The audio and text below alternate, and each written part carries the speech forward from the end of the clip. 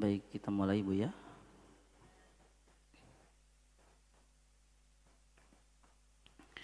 Bismillahirrahmanirrahim. Assalamualaikum warahmatullahi wabarakatuh.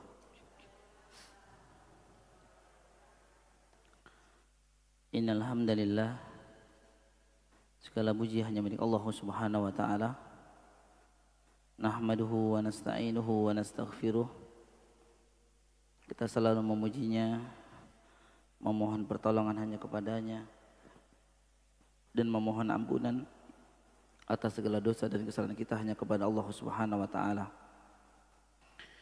Wa na'udzu billahi min syururi anfusina wa min sayyiati a'malina. Dan kita berlindung kepada Allah Subhanahu wa taala dari keburukan jiwa dan amalan-amalan kita selama ini. Man yahdihillahu fala mudhillalah. Barang siapa yang Allah Subhanahu wa taala kehendaki kebaikan, barang siapa yang Allah Subhanahu wa taala kehendaki hidayah dan petunjuk, maka tidak ada satupun makhluk di permukaan bumi ini yang mampu menyesatkan dari jalan Allah Subhanahu wa taala. Wa man yudlil fala hadiyalah. Demikian pula ketika Allah Subhanahu wa taala menghendaki hambanya dalam penyimpangan, fal'idzubillah, hidupnya dalam kesesatan, maka tidak ada satupun makhluk di permukaan bumi ini yang mampu memberikan hidayah, yang mampu memberikan petunjuk kepadanya. Asyhadu an la ilaha illallah wahdahu la syarikalah wa asyhadu anna Muhammadan abduhu wa rasuluh. Kita bersaksi bahwa tidak ada sesembahan yang berhak disembah kecuali Allah Subhanahu wa taala semata. Dan kita bersaksi bahwa Nabi Muhammad sallallahu alaihi wasallam adalah hamba dan utusannya. Allahumma salli wa sallim mubarik ala Muhammadin wa ala ali Muhammad. Amma ba'du. Qala Allah azza wa jalla fil Qur'anil azim, ya ayyuhalladzina amanu taqullaha haqqa tuqatih wa la tamutunna illa wa antum muslimun. Tsumma amma ba'du. Baik, ibu-ibu rahimakumullah, kita awali ibadah di pagi hari ini dengan memanjatkan puji dan syukur kepada Allah Subhanahu wa taala atas rahmat, nikmat dan petunjuknya. Alhamdulillah, Allah Subhanahu wa taala menyampaikan kita di tempat yang mulia di pagi hari yang mulia ini. Sekalipun mungkin di pagi hari ini cuaca agak mendung Ibu ya. Cuaca sedikit mendung, tapi mendung bukan berarti mau hujan ya. Namun insya Allah hati ibu tidak mendung ya. Hati ibu tetap cerah, secerah matahari di siang hari ya. Iya. Buktinya apa? Alhamdulillah, di pagi yang mulia ini dengan semangat ibu-ibu sudah mempersiapkan untuk bersama-sama melaksanakan satu ibadah yang dengannya ini Allah Subhanahu wa taala akan memuliakan hambanya. Dengan ibadah ini Allah Subhanahu wa taala akan memberikan kebaikan kepadanya, yaitu ibadah thalabul ilmi, ibadah menuntut ilmu. Sebagaimana Nabi SAW pernah bersabda, dan hadis ini ma'ruf ya, sering kita dengar, man yuridillahi bihi khairan yufaqihu fiddin, atau kama qala Nabi sallallahu alaihi wasallam. Barang siapa yang dikehendaki kebaikan oleh Allah Subhanahu wa taala, maka di antara tandanya adalah dia akan difaqihkan terhadap agamanya. Dia akan diberikan kepahaman terhadap agamanya. Dan sebagaimana kita tahu ibu-ibu rahimakumullah, orang yang paham agama, orang yang paham terhadap agamanya, tentu bukan bim salabim ya. Bukan ada kedabrak apa namanya bim salabim kayak sulap. Namun harus melalui satu di antaranya adalah dengan menuntut ilmu.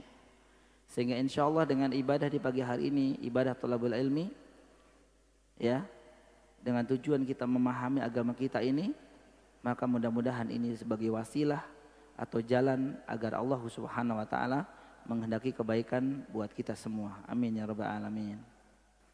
Dan mudah-mudahan ibu-ibu rahimakumullah, waktu, kesempatan yang telah ibu-ibu berikan untuk Allah ini akan diganti dengan nikmat yang lebih besar daripada ini. Ya, akan diberikan ganti oleh Allah Subhanahu wa taala dengan ganti yang lebih besar. Dan itulah janji Allah Subhanahu wa taala ya. Itulah janji Allah Subhanahu wa taala sebagaimana tercantum dalam surat An-Nahl ayat 97. Allah Subhanahu wa taala berfirman, "Man amila shaliha min dzakarin aw untha wa huwa mu'minun falanuhyiyannahu hayatan thayyibah wa lanajziyannahum ajrahum bi ahsani ma kanu ya'malun." Barang siapa yang mengerjakan amal saleh, baik laki-laki maupun perempuan, mereka dalam keadaan beriman kepada Allah Subhanahu wa taala, apa kata Allah ibu-ibu? Maka sesungguhnya akan kami Allah berikan kepada mereka kehidupan yang lebih baik. Dan sesungguhnya kata Allah Subhanahu wa taala bagi orang-orang yang mengerjakan amal saleh, kata Allah sesungguhnya akan kami berikan balasan kepada mereka dengan pahala atau dengan balasan yang lebih baik dari apa yang mereka kerjakan. Masya Allah. Yakinlah ibu-ibu rahmakumullah, pada hakikatnya ketika kita beramal soleh selalu dalam ketaatan kepada Allah Subhanahu wa taala, pada hakikatnya kita sedang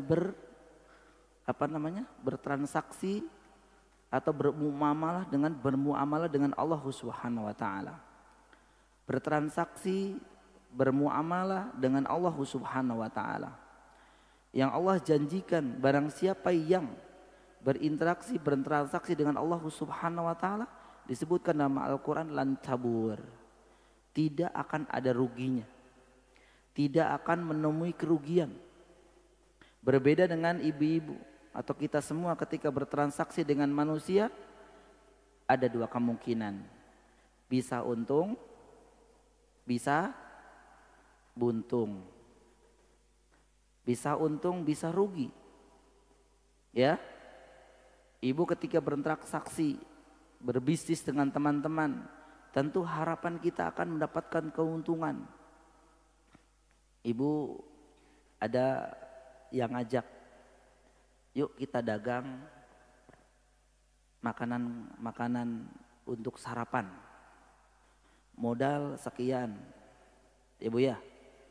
Kemudian bahan-bahan yang diperlukan sekian. Jika sehari laku sekian, sehari akan untung sekian. Dikalikan 7 hari akan untung sekian. Dikalikan 4 minggu atau 1 bulan akan untung sekian. Sekian ini dibagi 2. Oh. Sekian ini dibagi 2. Ibu sudah langsung membayangkan kan? Keuntungan saya sebulan misalkan 500.000. Masya Allah ya, 500.000 kali setahun kali 12, 6 juta misal ya, luar biasa.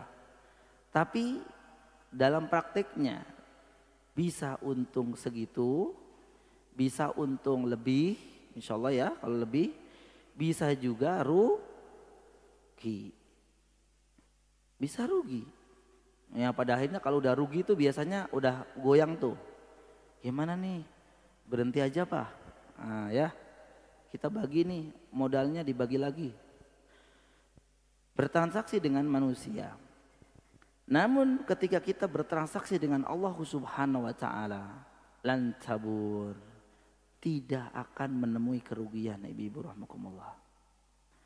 Maka insya Allah duduknya ibu-ibu di pagi hari ini dengan niatkan ikhlas lillahi ta'ala untuk mendapatkan pahala dari Allah Subhanahu wa taala. Kemudian juga mengharap ya ridho Allah Subhanahu wa taala. Insya Allah Allah akan berikan ya ganjaran dan balasan yang lebih baik dari apa yang ibu berikan untuk Allah ini.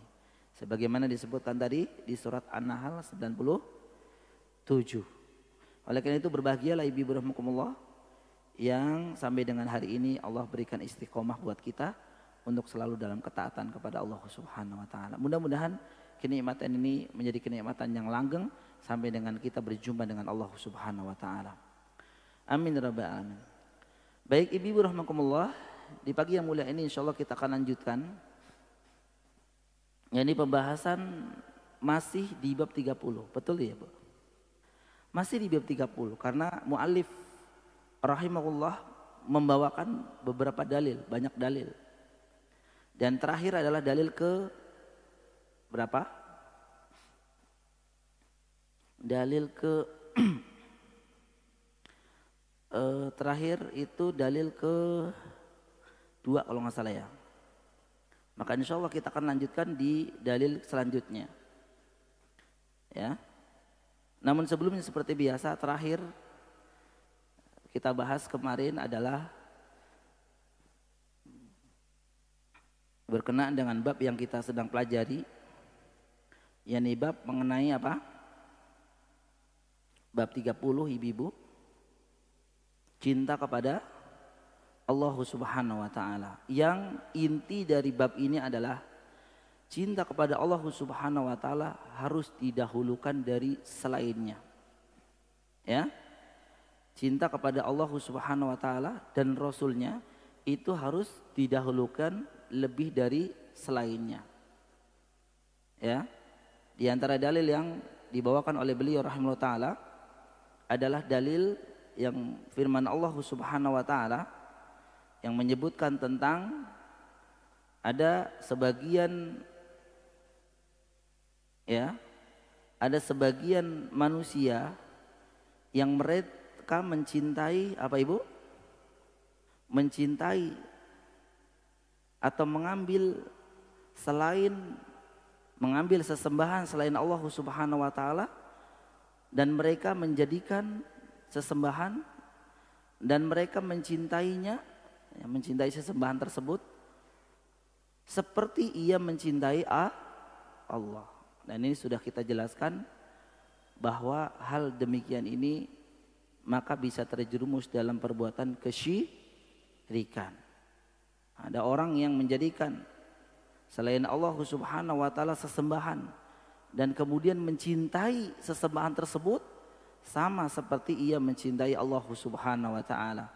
Ya, firman Allah Subhanahu wa taala, "Wa minan nasi may yattakhidhu min dunillahi andada yuhibbunahum kahubbillah."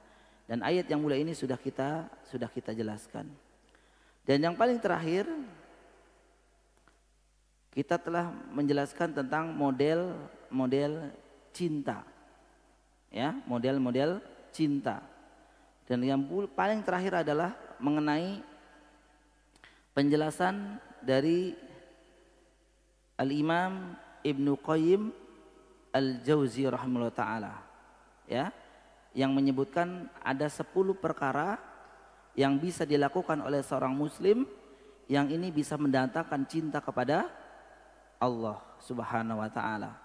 Yang diantaranya kita sebutkan kemarin, beliau menyatakan yang pertama adalah ya, perkara yang bisa mendatangkan cinta kepada Allah Subhanahu wa taala dengan banyak membaca Al-Qur'an, mentadaburinya dan memahami makna-maknanya. Seseorang yang ingin tumbuh dalam hatinya cinta kepada Allah Subhanahu wa taala dengan cinta yang hakiki, dengan benar, maka diantaranya dengan memperbanyak membaca Al-Qur'an, memperbanyak tilawatul Qur'an. Ya, kita bisa analogikan seorang yang sering bernyanyi, falidzubillah, dengan nyanyian yang sama itu sudah sedikit menunjukkan bahwa dia itu mencintai nyanyian. Betul tidak ibu? Iya, dikit-dikit nyanyi, dikit-dikit nyanyi. Jadi orang ini nyanyi bukan hanya anak-anak, dewasa juga. Ibu-ibu nyanyi di dapur, gitu ya. Ini menunjukkan bahwa itu suka. Nah, seseorang ingin mencintai Allah Subhanahu wa taala dengan cinta yang benar ya, bukan hanya pengakuan saja, maka dengan merutinkan membaca Al-Quran. Kenapa? Karena Al-Quran itu kalamullah. Dengan mencintai Allah, dengan membaca kalamnya. Kemudian yang kedua, dengan amalan-amalan sunnah. Seseorang yang ingin dalam hatinya tumbuh rasa cinta kepada Allah Subhanahu wa taala, maka ya mendekatkan diri kepada Allah Subhanahu wa taala dengan amalan-amalan yang dianjurkan. Amalan-amalan sunnah. Ya, tentu yang pertama wajib, yang wajib dikerjakan, diusahakan, kemudian yang sunnah-sunnah dikerjakan juga. Itu akan menumbuhkan cinta dia kepada Allah Subhanahu wa taala. Kemudian yang ketiga, dengan selalu berzikir. Jadi lisan seorang muslim, tanda di antara tanda seorang muslim itu cinta kepada Allah, dia selalu menyebut yang dicintainya. Selalu menyebut yang dicintainya, begitu ya. Ya, kita mencintai siapa? Ya, kita kan menyebut-nyebut biasanya, menyebut kebaikannya, menyebut ya namanya. Demikian juga seorang akan cinta kepada Allah ketika dia sering berzikir, menyebut nama Allah Subhanahu wa taala. Ya, apalagi zikir-zikir yang kita senandungkan itu sebenarnya kembali kepada kita, Ibu. Kepada kita, seorang yang misalkan sering membaca istighfar misalkan. Membaca istighfar, meminta ampun kepada Allah Subhanahu wa taala. Maka disebutkan di dalam sebuah hadis ya, Nabi SAW bersabda, di antaranya adalah man lazimal istighfar ja'alallahu lahu min kulli dhiqin makhrajan wa min kulli hammin farajan wa razaqahu min haitsu la yahtasib. Kata Nabi SAW, barang siapa yang melazimkan, mendawamkan, istimrar, continue membaca istighfar, apa kata Nabi? Ja'alallahu lahu min kulli dhiqin makhrajan. Dengan istighfarnya tadi, ya ibu-ibu, Allah Subhanahu wa taala akan menjadikan dhiq itu kesempitannya, ya, Allah akan berikan kesenangan, jalan keluar. Wa min kulli hammin farajan. Begitu juga bagi untuk orang yang selalu beristighfar pada Allah Subhanahu wa taala, permasalahannya, kegundah gulanaannya, ya, stresnya, itu artinya stres ibu ya. Itu Allah berikan jalan keluar. Wa razaqahu min haitsu la yahtasib. Dengan banyak istighfar, ya, Allah akan berikan rizki dari jalan yang tidak disangka. Nah, kita berzikir, tapi istimewanya, keutamaannya kembali kepada kita lagi. Kembali kepada kita lagi. Tuh, diberikan rizki, diberikan jalan keluar permasalahannya, dan seterusnya. Oleh karena itu, orang yang mencintai Allah Subhanahu wa taala akan berzikir. Ya. Mungkin ibu pernah dengar ya tentang cerita tentang kisah Imam Ahmad. Pernah dengar ya? Imam Ahmad yang bertemu dengan penjual roti. Benar ya? Ya, saya pernah dengar sendiri dari Al-Ustadz Erwandi Allah Ta'ala menyampaikan demikian. Itu ketika memang Imam Ahmad rahimahullah ta'ala memang orangnya ketika mencari hadis atau tuh keliling mencari. Suatu malam dia ingin tidur di sebuah ya musola kecil lah gitu ya. Kemudian memang dilarang oleh ya mungkin yang penjaga masjid tersebut. Jalan lagi Imam Ahmad cari tempat kalau udah kemalaman. Yang pada akhirnya terlihat oleh penjual roti. Dan penjual roti mengatakan, mau enggak ya untuk tidur atau istirahat di rumah saya. Akhirnya diajak oleh penjual roti ini, Imam Ahmad bisa beristirahat. Nah, Imam Ahmad rahimahullah ta'ala menceritakan bahwa sejak ketemu dengan penjual roti ini sampai dengan terakhir itu terlihat ya, penjual roti ini selalu berzikir kepada Allah Subhanahu wa taala. Selalu berzikir kepada Allah Subhanahu wa taala. Ya, mungkin bisa dengan istighfar atau mungkin zikir-zikir yang lain. Sehingga Imam Ahmad bertanya kepada penjual roti ini, wahai saudaraku, boleh nggak saya tanya sesuatu darimu? Oh silakan. Sejak saya ketemu denganmu sampai dengan detik ini, saya terlihat tidaklah berhenti lisanmu selalu berzikir kepada Allah Subhanahu wa taala. Apa yang menyebabkanmu itu banyak berzikir tanpa henti? Apa kata penjual roti ini, Ibu? Kata beliau, dengan zikirku ini, dengan aku melazimkan, mendawamkan zikir ini, ya, itu semua doa yang saya panjatkan kepada Allah itu semua dikabulkan. Masya Allah. Baik ibu-ibu rahmatullah, ini mungkin diantaranya. Kenapa doa kita tidak terkabul, diantaranya karena kita kurang berzikir kepada Allah Subhanahu wa taala. Laki-laki ini penjual roti mengatakan semua doa yang saya panjatkan karena saya sering berzikir semua dikabulkan oleh Allah. Kecuali satu yang belum dikabulkan. Ya, kecuali satu yang belum dikabulkan oleh Allah sampai dengan hari ini. Tentu Imam Ahmad bertanya, bolehkah saya tahu doamu yang satu yang belum dikabulkan oleh Allah Subhanahu wa taala? Maka penjual itu mengatakan, semua doa yang saya panjatkan kepada Allah dengan berzikir itu Allah kabulkan, kecuali satu yang belum dikabulkan oleh Allah sampai dengan hari ini. Doa itu adalah doa saya ingin dipertemukan dengan Imam Ahmad. Apa Ibu? Doa yang belum dikabulkan kata laki-laki ini ketika ditanya oleh Imam Ahmad, doa yang belum dikabulkan oleh Allah Subhanahu wa taala dikarenakan saya banyak berzikir adalah doa aku ingin diketemukan dengan Imam Ahmad. Apa kata Imam Ahmad ketika mendengar itu? Gara-gara doamu Allah Allah mengantarkan aku di tempat ini. Akulah Imam Ahmad. Masya Allah. Jadi semua dikabulkan ibu-ibu ya. Ini diantaranya. Jadi tidak ada yang rugi bagi kita ketika kita bertransaksi dengan Allah, ibu ya, bukan ya? Tidak ada. Makanya lantabur ibu. Makanya rugi besar bagi orang-orang yang jauh dari agama. Wallahi demi Allah ibu. Rugi besar. Karena semua yang kita bertransaksi dengan Allah akan kembali kita. Kebaikan akan kembali kepada kita ibu rahmakumullah.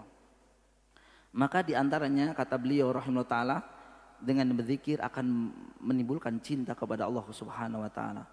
Kemudian juga kemarin disebutkan mendahulukan apa yang dicintai Allah dari apa yang kita cintai. Betul.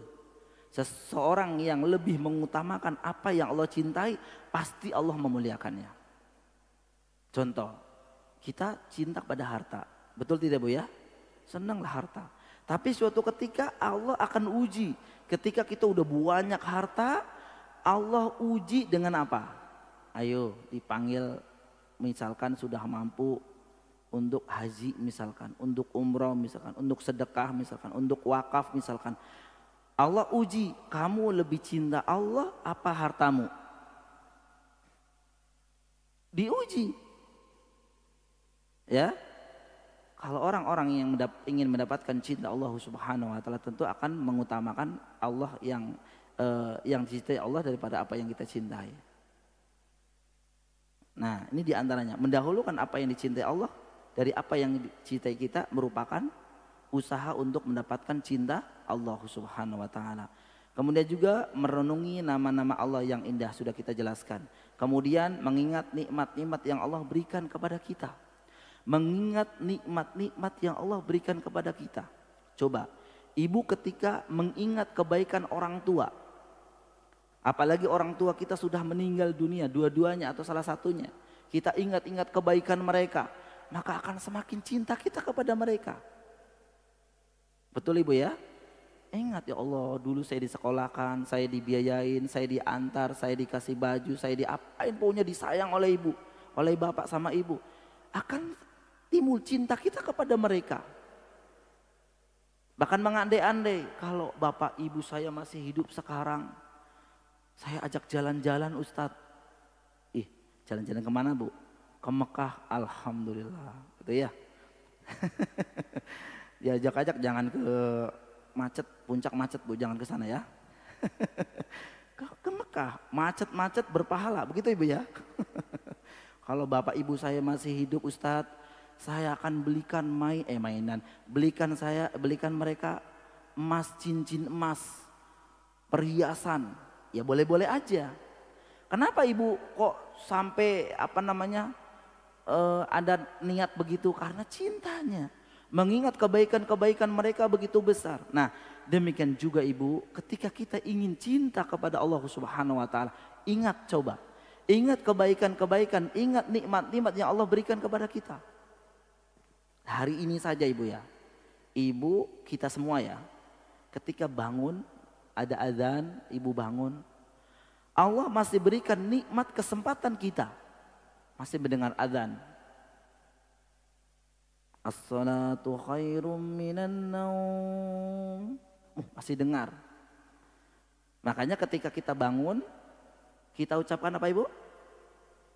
Alhamdulillahilladzi ahyana ba'dama amatana wa ilaihin nusyur. Iya. Ketika kita bangun, ucapan pertama adalah pujian. Iya, ibu doa enggak? Kalau enggak pernah berdoa berarti ibu enggak pernah memuji.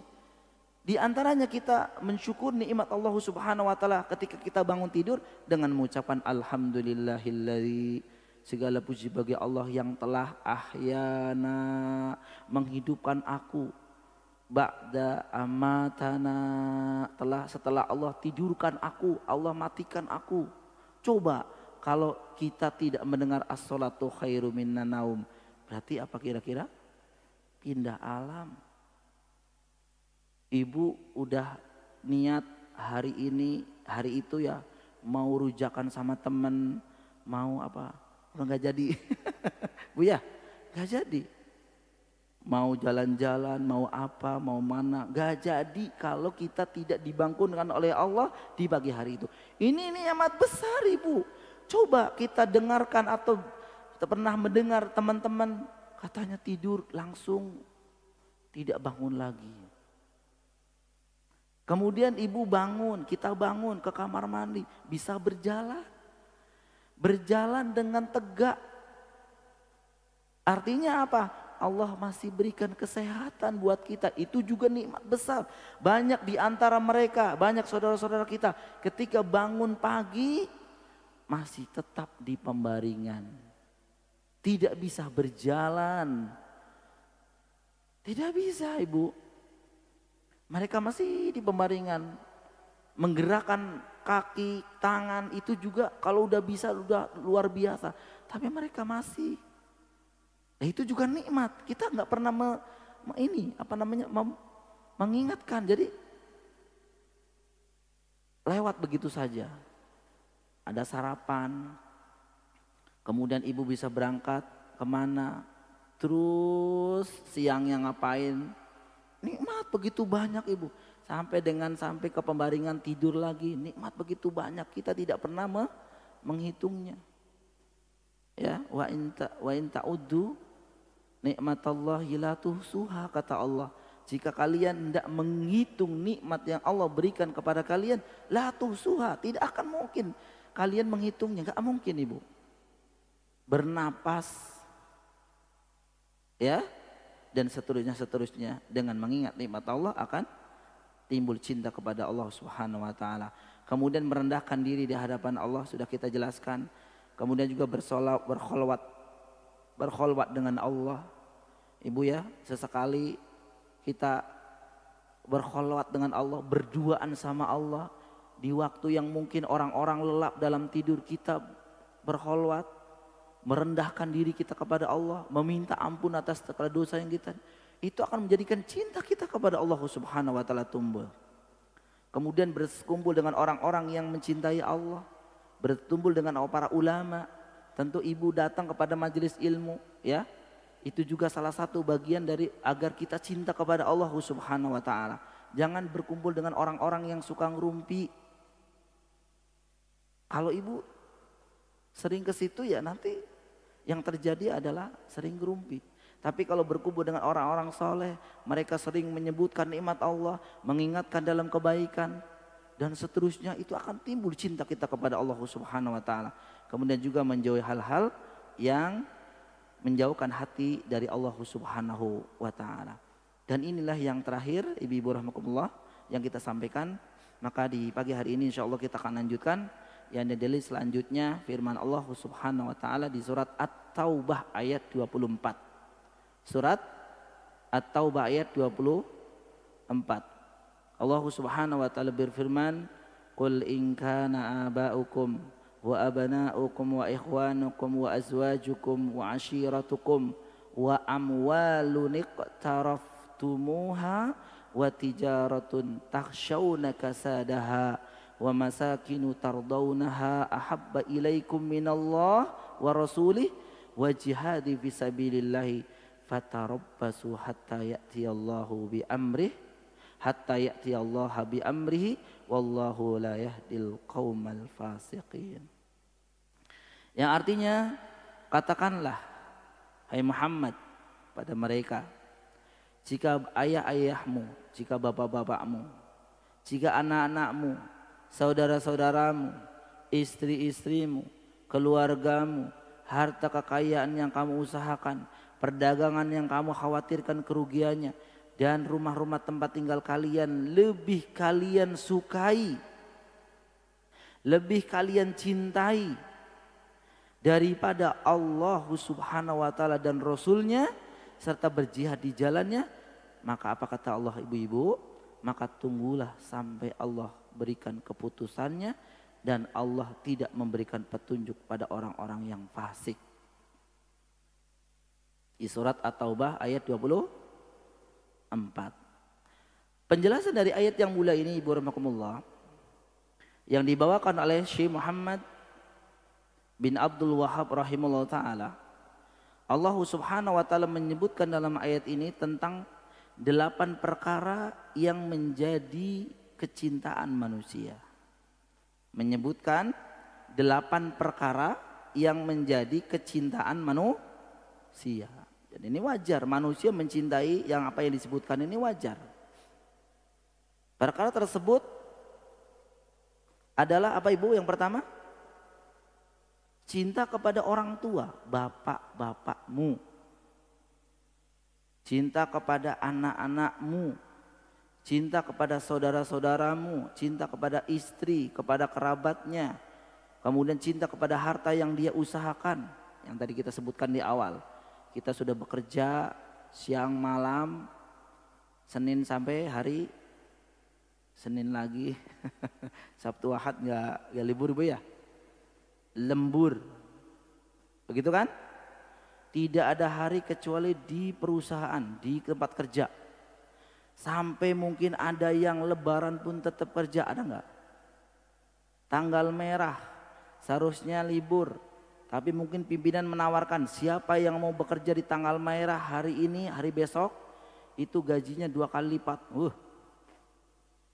Lebih memilih kerja, lebih memilih bekerja. Ya. Pokoknya ngoyok dengan harta. Dia lebih mencintai hartanya yang ia telah perjuangkan untuk mendapatkannya. Dia lebih cinta kepada apalagi? Kepada perdagangan yang ia takuti ruginya. Ya. Takut, dia lebih memilih perniagaan atau perdagangan yang sedang ia jalani kalau nanti ditinggalkan takut rugi. Ya, kemudian cinta kepada rumah tempat tinggal yang telah ia bangun dengan susah payah. Jadi 8 itu disebutkan pertama ibu apa? Cinta kepada bapak-bapakmu, anak-anakmu, saudara-saudaramu, istrimu, keluargamu, kekayaan, perdagangan, yang terakhir adalah rumah. Nah ini kan sudah menjadi kewajaran bagi manusia mencintai ayahnya, anaknya, istrinya, kemudian apa? keluarganya, harta kekayaannya, perdagangannya lebih yang cintai, kemudian juga rumah-rumahnya. Ya. Nah, Allah menyebutkan di sini, jika ternyata seseorang lebih cinta kepada yang 8 perkara tersebut yang tadi disebutkan satu persatu. Jika ada seseorang yang lebih mencintai kepada yang 8 tadi yang disebutkan oleh Allah Subhanahu wa taala dalam firman-Nya ini, lebih ia cintai yang 8 ini dibanding dengan cintanya kepada Allah dan Rasul-Nya, dan kemudian dibanding dengan kecintaannya kepada jihad fisabilillah, maka Allah Subhanahu wa taala menggolongkan atau memasukkan mereka termasuk orang-orang fasik. Karena di akhir ayat ini apa Ibu? Ya, wallahu la yahdil qaumal fasiqin. Artinya orang-orang yang mencintai, lebih mencintai bapak-bapaknya, anaknya, istrinya, keluarganya, rumahnya, perdagangannya, hartanya, lebih ia cintai dari Allah dan Rasulnya dan jihad fisabilillah, maka Allah memasukkan orang-orang tersebut termasuk orang-orang yang fasik. Orang-orang yang fasik. Ya. Allahu la yahdi illa yahdil qaumal fasiqin. 8 perkara yang disebutkan oleh Allah Subhanahu wa taala di ayat yang mulia ini, Ibu rahmakumullah, sebenarnya boleh-boleh saja dicintai. Dan itu memang sudah tabiat manusia. Betul Ibu ya? Tabiat kita sebagai manusia kan cinta kepada keluarga. Cinta kepada keluarga, ya ayahnya, ya istrinya, ya suaminya, ya anak-anaknya, itu udah tabiat. Justru kalau ada orang nggak cinta sama keluarganya, ya perlu ditanyain, betul nggak Bu? Masa keluarganya nggak dicintainya? Itu justru di luar nalar manusia, justru itu. Manusia seyogianya mencintai keluarganya, ayahnya, istrinya, anaknya, suaminya. Boleh, ya. Akan tetapi Ibu rahmakumullah, jika seseorang mencintai yang 8 ini sampai melanggar, ya, sampai melanggar dari cintanya kepada Allah Subhanahu wa taala, nah inilah yang tidak diperbolehkan. Contoh, ya, atau mencintainya sampai melebihi apa yang harus dicintainya kepada Allah sebenarnya, maka ini bisa juga berujung kesyirikan. Orang tua yang menuruti kemauan anaknya nih, contoh ini Bu. Orang tua yang menuruti kemauan anaknya, kira-kira apa? Anaknya biasanya ngapain Bu? Nonton bioskop. Bu ya, nonton bioskop karena katanya sayang kepada anaknya. Ya. Atau seseorang yang menghadiri acara keluarga yang di sana ada maksiat. Ada maksiat. Jelas maksiatnya itu. Maka ini kan tidak wajib hadir, benar nggak Bu? Benar nggak? Tapi itu tetangga saya Ustadz. Ya, ada organ tunggal di samping rumah persis. Gimana itu Ustadz? Ya, ya nanti bisa diobrolin 4 mata lah ya. Gitu. Intinya adalah orang tua atau siapapun yang menuruti orang yang ia cintai, ya anaknya, ya istrinya, tapi dalam hal-hal yang maksiat. Dalam hal yang maksiat. Udah jelas itu maksiat kepada Allah Subhanahu wa taala. Tapi karena dalilnya aduh sayang sama anak, ya udah turutin aja yuk Pak. Jangan.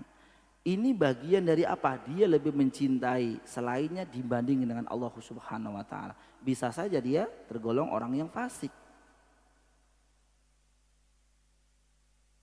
Bahkan falidzubillah, jika ada hal-hal yang lebih ia cintai, yang itu ranahnya kepada kesyirikan, ini lebih lagi, ibu rahmatullah.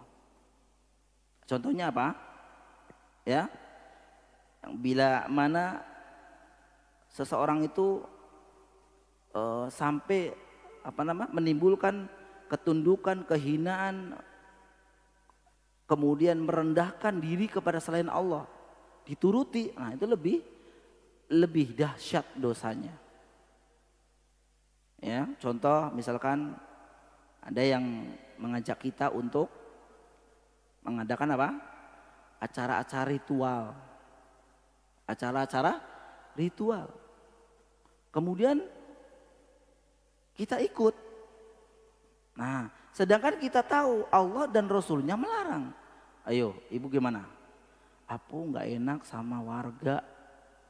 Berarti ibu lebih memilih mereka dibanding dengan Allah. Ini pun larangannya. Dia termasuk orang-orang yang fasik.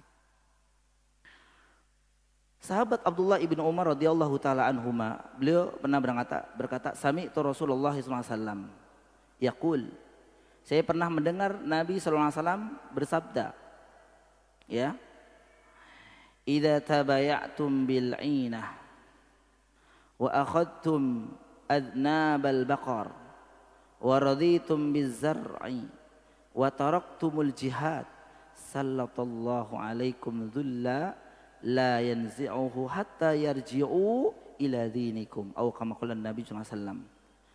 Aku pernah mendengar Rasulullah sallallahu alaihi wasallam pernah bersabda, jika kalian berjual beli secara inah. Inah itu transaksi riba, Bu.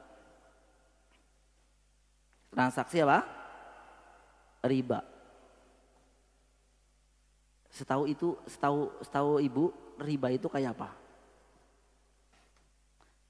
Ya, utang nanti ditambahin gitu ya, riba.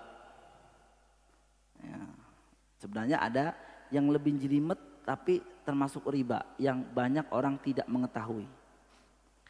Ya, jual beli ainah atau jual beli yang mengandung transaksi ribawi.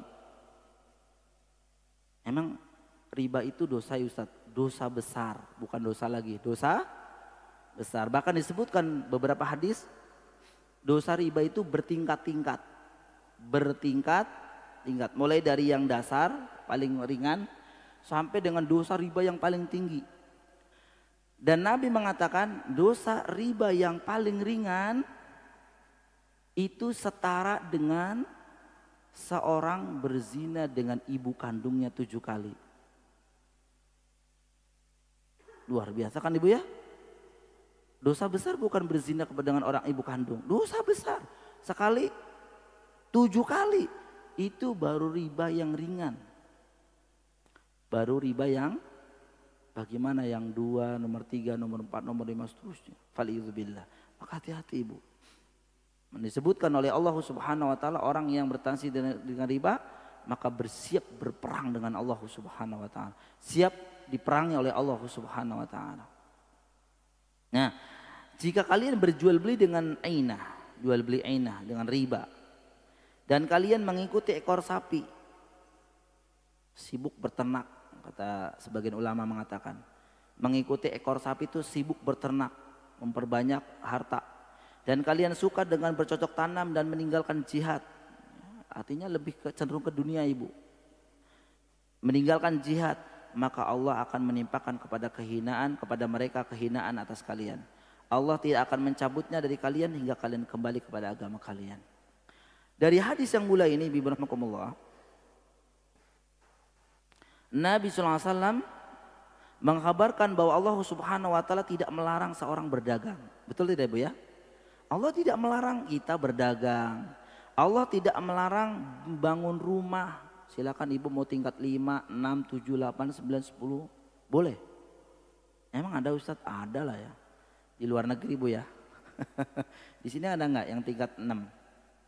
Ada itu Ustadz, mall. Itu mah mall, bukan rumah ya.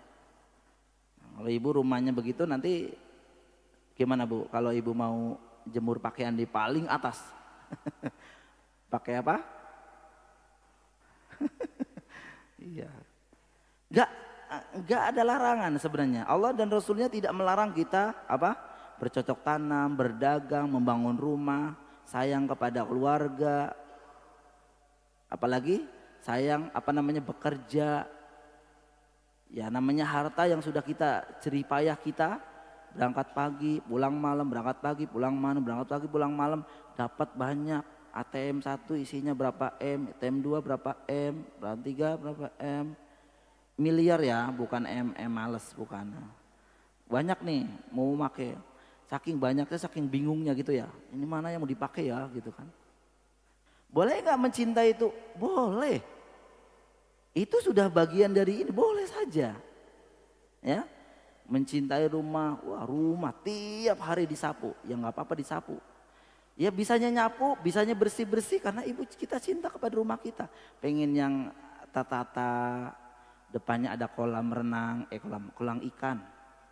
Kolam renang buat ikan. Terus kemudian ada pohon-pohon ada pohon ya biar rindang, ada bunga-bunga. Pokoknya indah. Catnya, warna catnya aja Masya Allah Bu ya. Anak pertama ungu, anak kedua hijau, anak ketiga biru, anak keempat pink, anak kelima dapur merah. Ruang tamu hijau campur biru dikit, ada listnya. Kemudian ruang makan kuning. Pokoknya kalau saya ke rumah ibu bingung nih ruang apa Bu gitu kan.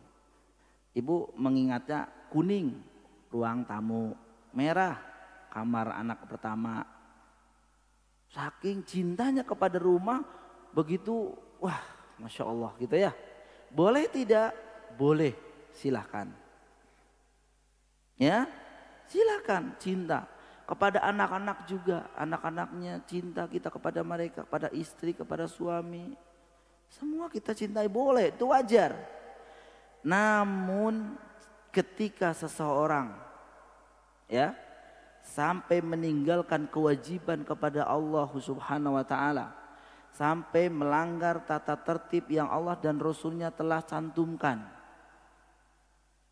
dan lebih mencintai hal yang demikian ini, inilah yang disebutkan oleh Allah Subhanahu wa taala, mereka termasuk orang-orang yang fasik. Orang yang fasik, orang yang sering bermaksiat kepada Allah Subhanahu wa taala. Orang yang bermaksiat kepada Allah Subhanahu wa taala dengan terus-menerus. Sampai meninggalkan perintah Allah. Saking karena ngurusin rumah, ada azan enggak masjid. Ya. Saking ngurusin rumah, ada sedekah masjid enggak beri. Sayang, daripada dikasih ke masjid lebih baik beli satu warna satu cat. Perhitungan gitu ya. Seperti itu. Nah kalau yang demikian inilah terkena dengan ayat yang mulai dari ibu-ibu Allah. Siapa yang mencintai bapak-bapaknya, keluarganya, istrinya, anak-anaknya, rumahnya, hartanya, dan perniagaan yang dia khawatirkan kerugiannya, dia lebih cintai itu semua daripada mencintai Allah dan Rasulnya. Allah sebutkan apa? Wallahu la yahdi qaumal fasiqin. Allah tidak memberikan hidayah pada orang-orang yang fasik. Nah ini Bu ya, dalil yang kedua, dalil yang tadi kita bacakan.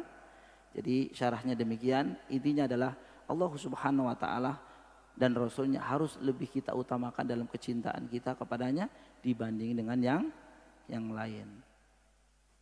Allah a'lam bishawab. Kemudian dalil selanjutnya adalah ya sabda Nabi sallallahu alaihi wasallam, di buku ibu ada ya, dari sahabat Anas bin Malik radhiyallahu taala anhu, bahwa Rasulullah sallallahu alaihi wasallam bersabda, la yu'minu ahadukum hatta akuna ahabba ilaihi min waladihi wa walidihi wan nasi ajmain. Hadis ini diriwayatkan Imam Muslim. Tidaklah seorang dari kalian sampai tahap ya, sampai beriman hingga aku lebih dia cintai daripada anak-anaknya, daripada orang tuanya, dan daripada manusia semuanya. Hadis ini juga mentakkid ya, menguatkan kembali dari ayat yang telah kita baca tadi. Jadi hadis ini menunjukkan bahwa kecintaan kepada Rasulullah SAW harus didahulukan daripada kecintaan kepada seluruh manusia. Bapaknya, anaknya, istrinya, dan manusia semuanya. Harus lebih Allah cintai, Rasul lebih cintai daripada selainnya. Ya. Dan ini hukumnya wajib, ibu-ibu rahmatullah. Hukumnya wajib. Mencintai Allah dan Rasulnya dibanding yang lain itu hukumnya wajib, bukan pilihan, bukan. Ya, karena hadis ya di atas ini Nabi Muhammad SAW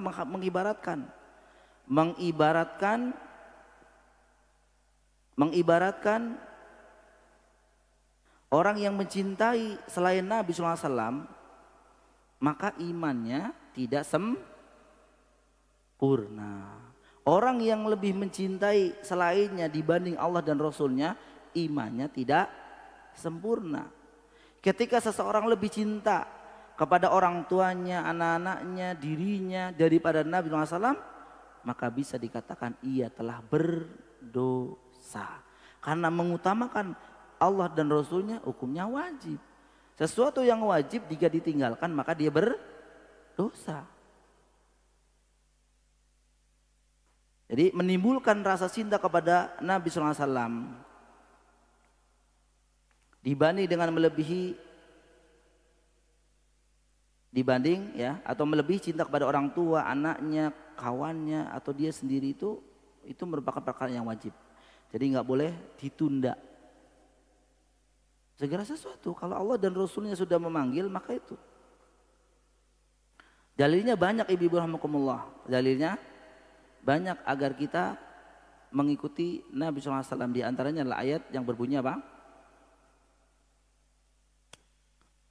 Ayat yang berbunyi wa may yushakkikir rasula min ba'di ma tabayyana lahumul huda wa yattabi' ghayra sabilil mu'minin nuwallihi ma tawallahu wa nuslihi jahannama wa sa'at masira. Wa may yushakkikir rasula, barang siapa yang tidak taat kepada Rasul. Mim ba'di ma tabayyana lahul huda, setelah dia diberikan petunjuk kepadanya untuk mengikuti Nabi. Wa yattabi' ghairi sabilil mu'minin. Ya. Dan dia lebih mengikuti dari jalan-jalan selain dari kaum muslimin. Apa kata Allah? Nuwallihi ma tawallahu, dan niscaya mereka itu akan dicerai-beraikan. Dibiarkan begitu saja. Wa nuslihi jahannama wa sa'at masir, dan akhirnya dia akan dimasukkan ke dalam jahannam, dan jahannam termasuk sejelek-jelek tempat kembali. Itu di antara dalil yang mewajibkan kita ibu-ibu rahmatullah untuk mengikuti, lebih mencintai Allah dan Rasulnya. Wa anna hadza sirati mustaqima, dalam ayat lain mengatakan, dan inilah jalanku yang lurus. Wattabi'uhu, kata Allah tuh. Ittabi'u, ini kan fi'il amr. Ikutilah dia, jalan yang lurus tadi. Wala tattabi'u subula, dan janganlah kalian mengikuti jalan-jalan subul. Subul itu jalan selain jalannya mustaqim.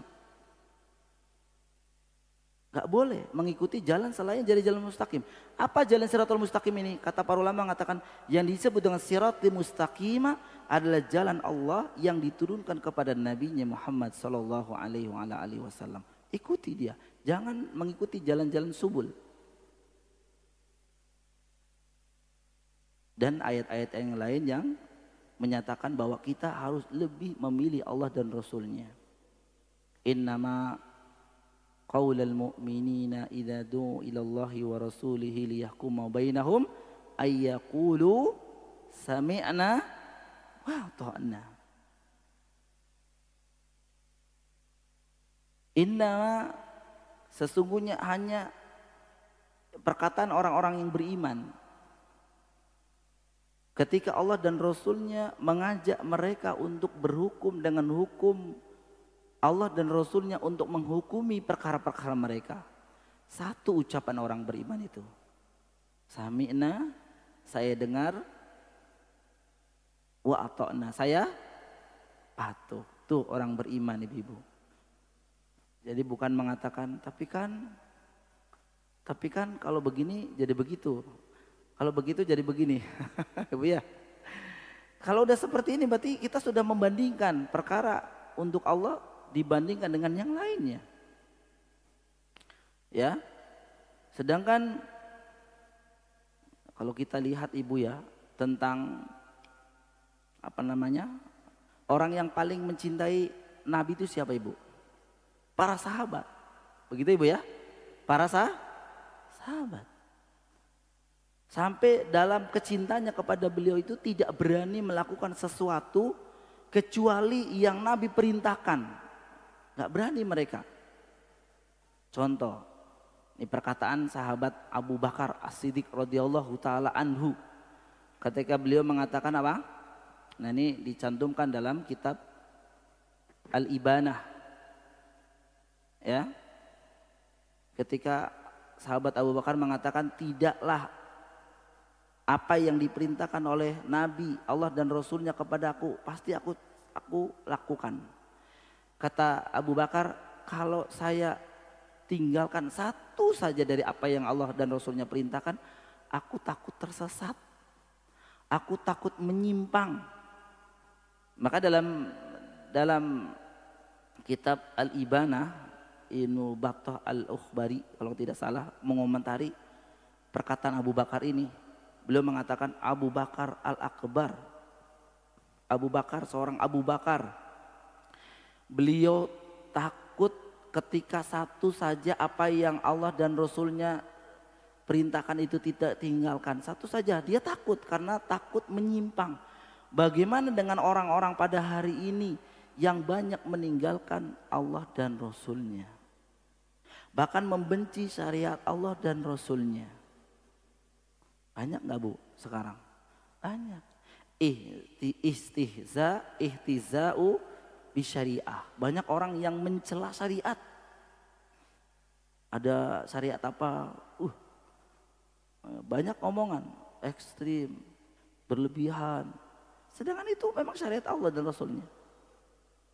Mengenai jilbab, menjadi pakaian, mengenai apa saja ya, style. Itu kan banyak orang yang ini banyak orang seperti ini. Abu Bakar As-Siddiq takut meninggalkan satu saja perintah Allah. Lah kita malah banyak. Ya. Begitu juga perkataan dari seorang sahabat Umar Ibn Khattab radhiyallahu taala anhu. Beliau pernah mengatakan ketika beliau berdiri di depan Hajar Aswad. Hajar Aswad. Setelah menciumnya, beliau mencium. Kemudian beliau berdiri dan mengatakan, wallahi anni la a'lamu annaka hajarun la tadurru wa la tanfa walau la ra'aitu Rasulullah sallallahu alaihi wasallam yuqabbiluka ma qabaltu atau kama qala. Apa kata Umar bin Khattab radhiyallahu taala anhu ketika setelah mencium Hajar Aswad ibu? Dia mengatakan, wallahi demi Allah, ani sesungguhnya aku la a'lamu, aku sungguh mengetahui dirimu. Dirimu siapa maksudnya? Hajar Aswad. Annaka hajarun, engkau itu hanya sebuah batu. Memang batu ini dari surga, ibu betul ya? Batu ini dari surga yang awalnya warnanya putih, sekarang hitam karena banyak dosa katanya. Annaka hajarun la tadurru wa la tanfa, yang engkau tidak bisa memberikan madorot, tidak bisa mendatangkan manfaat. Walau la ra'aitu Rasulullah SAW yuqabbiluka. Kenapa Umar itu mencium Hajar Aswad bu? Kenapa Umar itu mencium Hajar Aswad? Tadinya tahu katanya itu cuma batu yang tidak bisa mendatangkan manfaat, tidak menolak madorot. Tapi kok Umar mencium? Kenapa jawabannya ibu? Kenapa? Jawabannya kata beliau, walau la ra'aitu Rasulullah sallallahu alaihi wasallam yuqabbiluka ma qabaltuk. Andai saja saya tidak melihat Nabi menciummu, saya pun gak akan menciummu. Artinya Umar ibn Khattab dan para sahabat yang lain mencium Hajar Aswad karena mengikuti sunnah. Gak usah tanya, gak usah banyak tanya, akhirnya gak jadi nanti. Betul Ibu ya? Orangnya banyak tanya tuh kadang-kadang gak jadi dilakuin. Lo bener loh. Ada ini Al-Furqan butuh mic nih, mic buat apa? Ya buat azan lah, masa buat apa sih? Emang yang kemarin kenapa? Mereknya apa sih kemarin yang dibeli? Belinya di mana? Kemarin siapa yang beli? Siapa yang nemenin? Dana dari mana? Terima kasih, ulang aja dah. Kenapa? Tahu-tahu akhirnya maaf saya nggak bisa ngebantu. Masya Allah, udah banyak nanya. Ternyata orang ngasih. Itu kan sering begitu Ibu ya. Lah itu. Nah, jadi banyak nanya. Kenapa Umar Ibn Khattab mencium? Karena ikut Nabi. Karena cinta Nabi. Lebih mengutamakannya. Gak usah pakai akal pikiran. Memang kalau diakal-akal ya gitu. Kalau Hajar Aswad dicium, batu kok dicium. Ya diakal-akal jadi nggak nyambung. Tapi kan syariat ini nggak bisa diterima atau dilakukan hanya dengan akal. Jadi kalau memang nyambung dengan akal kita, dilakuin. Kalau akal kita tidak terima, ditinggali. Oh bukan seperti itulah syariat. Kadangkala akal itu tidak sampai kepada kita Ibu. Akal kita tidak sampai. Saya perlu bukti Ibu. Ibu wudhu sempurna. Niat dalam hati, cuci tangan sampai kaki. Baru mau masuk masjid, buang angin. Aduh, Ibu kembali berwudu. Yang dibasuh apa Ibu? Tangan lagi, kaki lagi, muka lagi, kepala lagi ya? Kok bukan duburnya Ibu? Iya ya, iya. Itu kan batalnya gara-gara Ibu keluar angin kan? Iya. Kenapa yang dibasuh kok tangan, bukan yang tadi itu keluar anginnya?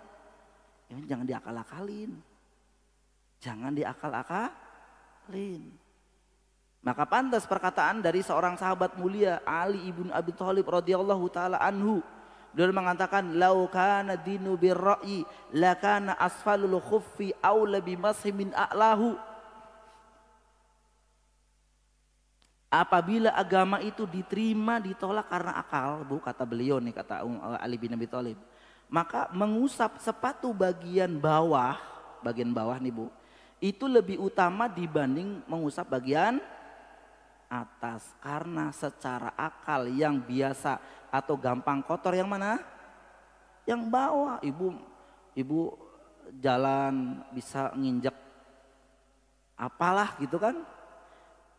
Iya, kalau secara akal pasti bagian bawah dulu di basuhnya. Apa kata Ali bin Abi Thalib radhiyallahu taala anhu, waqad raaitu Rasulullah sallallahu alaihi wasallam yamsahu ala dhahiri khufaihi aw kama qala. Namun ketika aku melihat Nabi mengusap sepatu ketika berwudu, aku lihat Nabi ngusapnya bagian atas. Ya enggak boleh diakal-akalin. Kalau diakal-akalin enggak akan nyambung. Enggak akan nyambung. Akhirnya kita akan ditinggalin semua. Iya. Nah ini berhubungan dengan cinta kita kepada Allah dan Rasulnya. Kalau udah cinta kepada Allah dan Rasulnya, dengan sendirinya mudah sekali untuk mengikutinya. Ya. Oleh itu Ibu berahmatullah, pernah dalam kitab Sahih Bukhari ini dari sahabat Umar bin Khattab radhiyallahu taala anhu, beliau pernah berkata kepada Nabi SAW, ya Rasulullah, la anta ahabbu ilayya min kulli syai' illa min nafsi. Kata Umar bin Khattab, ya Rasulullah, sungguh engkau lebih aku cintai dari segala-galanya selain diriku. Maksudnya apa? Umar bin Khattab itu cinta banget sama Nabi, melebihi selainnya, tapi selainnya itu kecuali diriku ya. Kalau ke diriku aku masih cinta ya Rasulullah gitu. Jadi ada dibandingannya, cinta Nabi juga cinta pada diri sendiri gitu. Apa kata Nabi SAW Ibu? Faqala Nabi sallallahu alaihi wasallam, la walladzi nafsi biyadi hatta akuna ahabba ilaika min nafsika. Apa kata Nabi SAW? Tidak, demi zat yang jiwaku berada di tangannya. Ini lafaz sumpah Ibu ya. Walladzi nafsi biyadihi, atau mungkin ibu mengatakan wallahi, demi Allah. Nah itu sumpah tuh, sampai mempersaksikan Allah dengan apa yang dia lakukan. Walladzi nafsi biyadihi hatta akuna ahabba ilaika min nafsik, demi zat yang jiwaku berada di tangannya, engkau belum beriman, kata Nabi kepada Umar, hingga engkau lebih aku cintai daripada dirimu. Kan tadi bilang kan selain aku masih aku cintai. Tapi kata Nabi, tidaklah engkau sempurna imannya ya sampai engkau mencintaiku lebih dari segalanya termasuk dirimu.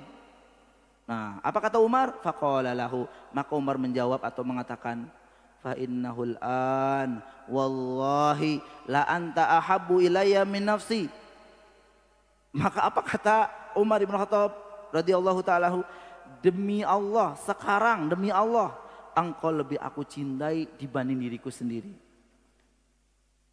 Maka Nabi SAW mengatakan, faqala Nabiyyu sallallahu alaihi wasallam, al-an ya Umar. Maka apa kata Nabi pada Umar? Sekarang baru benar imanmu wahai Umar. Itu para jamaah sekalian rahimakumullah.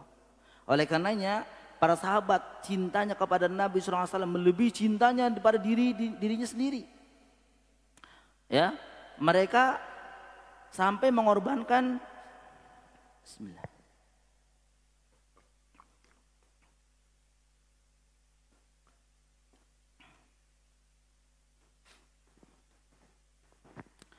Sampai mengorbankan nyawa ya untuk membela Nabi Shallallahu Alaihi Wasallam. Nyawa mereka merasa ringan, terasa ringan di hadapan Nabi Shallallahu Alaihi Wasallam. Ya, bahkan banyak di antara para sahabat yang ketika berperang bersama Nabi itu ingin gugur mati masyahid di depan Nabi SAW untuk membantu Nabi. Banyak seperti itu. Makanya cintanya para sahabat dibanding dengan setelahnya itu jauh, ibu. Jauhnya luar biasa.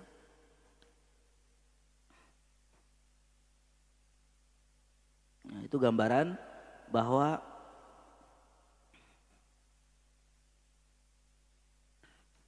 seseorang yang lebih mencintai Allah dan Rasulnya dibanding selainnya, maka dia menjadi orang-orang yang beruntung. Lalu bagaimana ibu-ibu rahimakumullah cara atau perkara yang bisa membuat kita mencintai Nabi SAW melebihi mencintai diri sendiri? Maka di sini para ulama menyebutkan ada dua yang bisa kita lakukan atau dua perkara yang bisa membuat kita bisa mencintai Nabi SAW. Yang pertama adalah mengingat bagaimana indahnya akhlak Nabi SAW.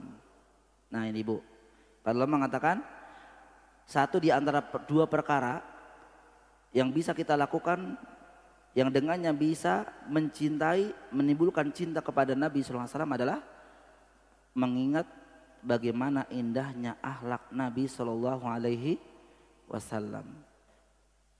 Tentu kita akan senang mendengar kalau ada orang bercerita tentang baiknya seseorang. Begitu ibu ya. Contoh, ibu mendengar temannya menceritakan kebaikan anaknya. Kan ibu pingin kan? Gimana anakmu di sekolahan? Oh Masya Allah, dia itu taat sama peraturan. Terus apa lagi? Dia macam-macam lah, mungkin jajannya juga tidak boros. Wah, ibu dengar seperti itu kira-kira gimana? Aduh, kayaknya timbul kecintaan. Gimana ya kalau anak saya seperti dia gitu.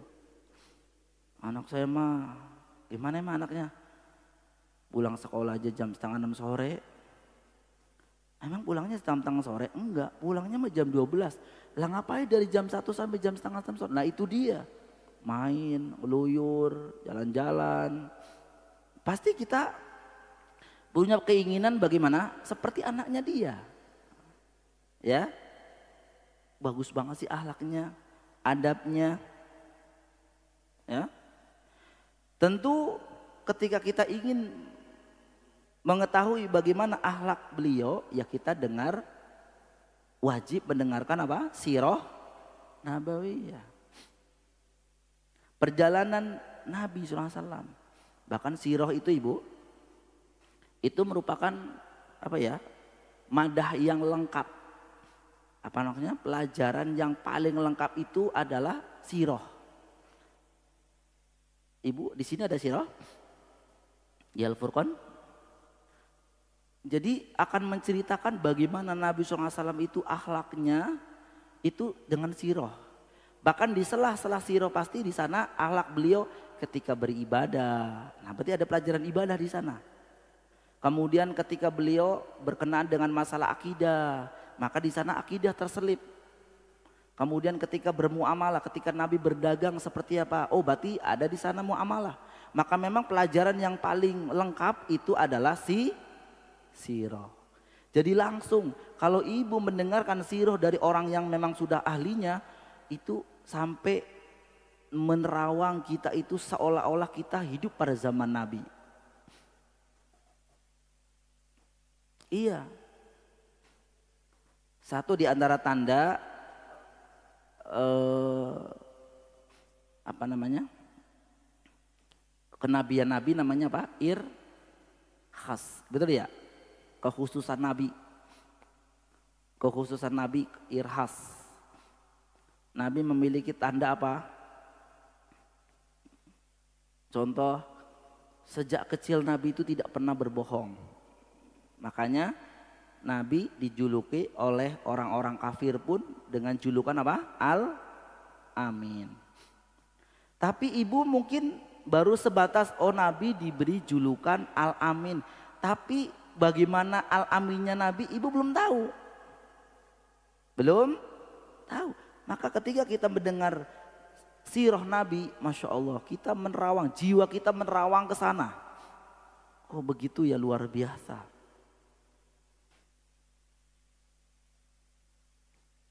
Akhlak beliau, tutur kata beliau, sikap beliau, ya. Dan bagaimana juga beliau bercengkrama dengan keluarga, istri-istrinya. Bagaimana? Kemudian dengan para sahabat yang lainnya.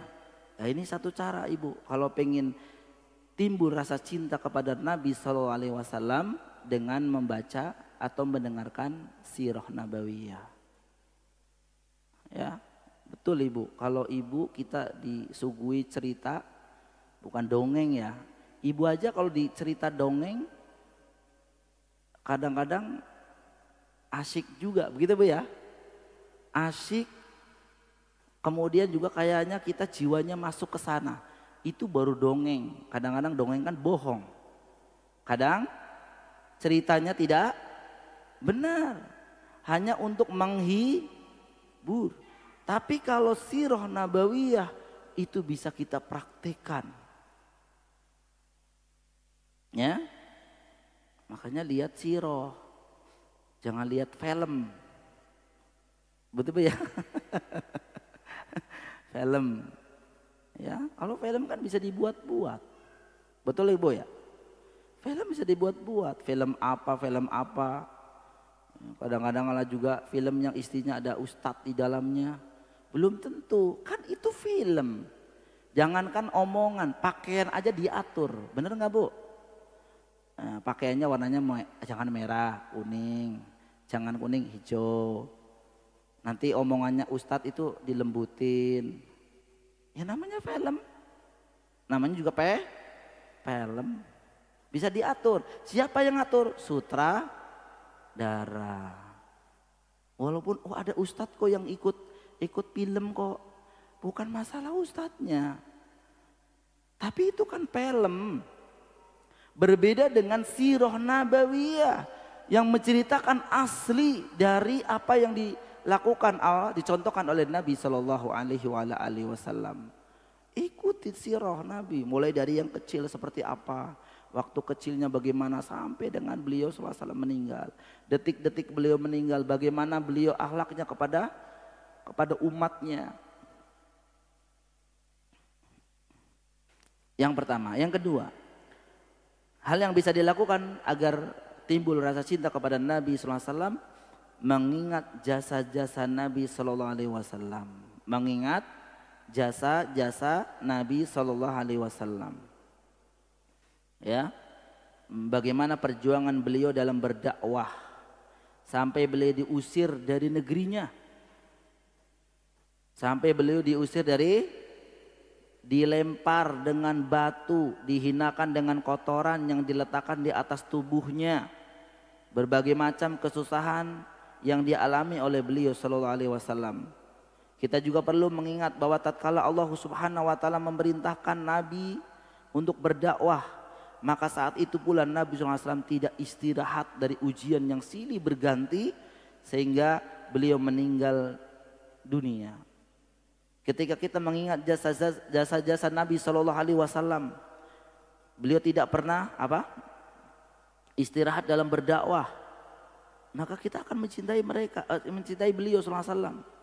Bagaimana cintanya beliau terhadap akhirat, ya. Beliau, jasa Nabi SAW lebih besar daripada jasa orang tua kita, ibu-ibu rahmatullah. Lebih besar dari jasa orang tua kita. Ya, orang tua kita hanya berjasa bagi kita dalam merasakan berbagai macam kenikmatan dunia, betul ya? Akan tetapi jasa Nabi SAW kepada kita itu mengikutinya, bagi siapa yang mengikutinya, maka kenikmatan itu abadi sampai di surga nanti. Ya, ini jasa-jasa Nabi SAW. Kemudian juga, nah ini lagi-lagi juga mendengarkan sirah nabawiyah ketika bagaimana beliau ketika berdakwah. Ketika berdakwah ke Taif, salah satunya ya, kemudian dilempari batu oleh warga Taif sampai yang melempari itu anak-anak. Coba kalau yang melempari anak-anak itu kan penghinaan besar, betul nggak Bu? Yang lempari bukan orang-orang lain, orang tua ada, tapi anak-anak. Coba, yang lempari anak-anak, sampai beliau itu terkena lemparan batu tersebut dan berdarah, ya, bersembunyi di sebuah tempat. Saat itulah datang malaikat penjaga gunung dan menawarkan, wahai Muhammad, jika engkau izinkan aku angkat gunung ini, saya timpakan ke mereka.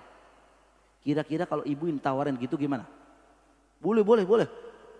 Jatuhin aja sana gitu kan. Ya ilaha illallah.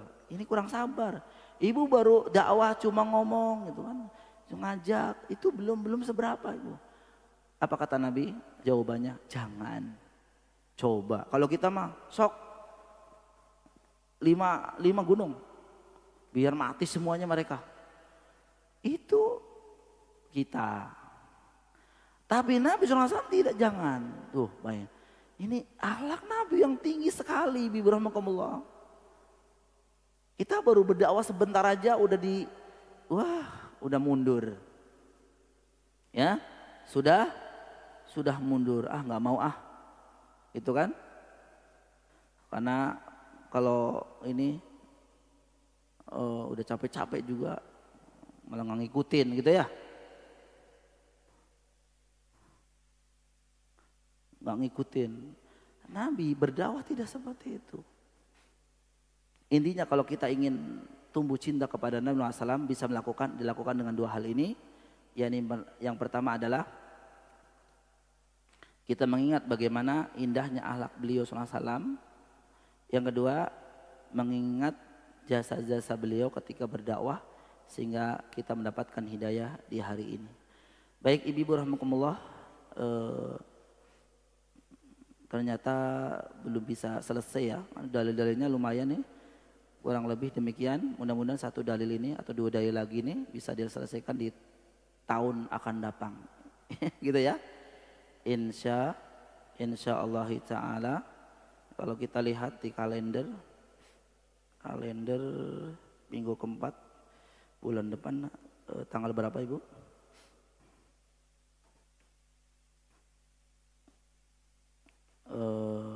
Tahun depan kalender minggu keempat adalah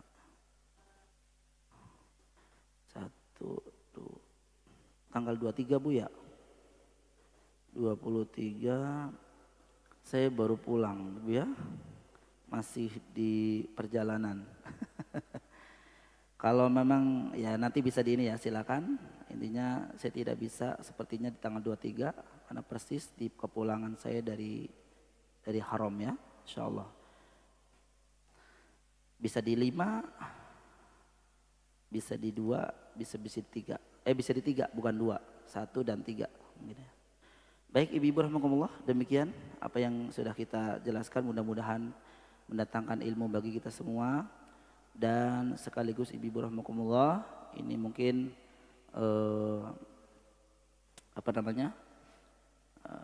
kadang memanfaatkan momen, walaupun sebenarnya kapanpun itu menjadi bahan muhasabah bagi kita. Artinya kita udah di akhir tahun Ibu ya. Akhir tahun bukan berarti menjadi kita seharusnya adalah berubah ya, dari yang baik menjadi lebih baik ya, baik menjadi lebih baik ya, lebih semangat.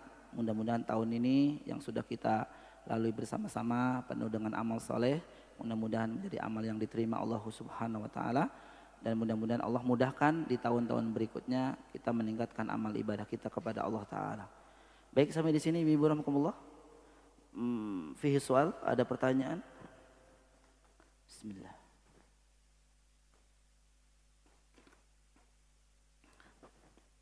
Baik, kalau tidak ada maka kita cukupkan. Mudah-mudahan sekali lagi pertemuan ini diberkahi. Kita akhiri pertemuan ini dengan doa penutup majelis. Subhanakallahumma bihamdika asyhadu an la ilaha illa anta astaghfiruka wa atubu ilaik. Assalamualaikum warahmatullahi wabarakatuh.